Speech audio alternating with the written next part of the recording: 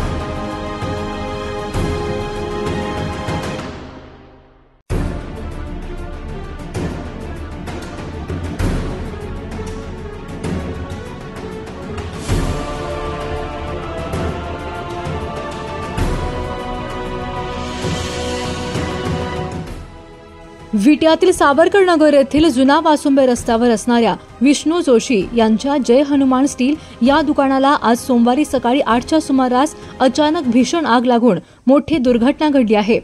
या भीषण आगीत होरपळून 4 जणांचा दुर्दैवी मृत्यू झाला आहे। या खळबळजनक घटनेमुळे विटा शहर अक्षरशः हादरून गेले आहे।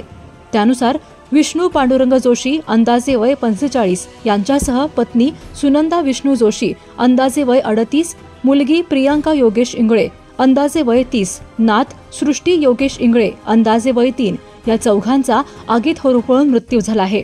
तर या आगीत मुलगा सूरज विष्णू जोशी जखमी आहे। तसेच नातेवाईक असणारे कमलाकांत सिद्धाराम भोसले वय 35 वर्षे राहणार तासगाव हे दोघे जखमी झाले आहेत। याबाबत अधिक माहिती अशी की विटा येथील सावरकर नगर येथील जय हनुमान स्टील दुकानाचे मालक विष्णू पांडुरंग जोशी यांचे सुपुत्र मनीष जोशी यांचे पुढच्या आठवड्यातील 16 नोव्हेंबर रोजी लग्न असल्यामुळे घरात लग्नाची तयारी सुरू होती।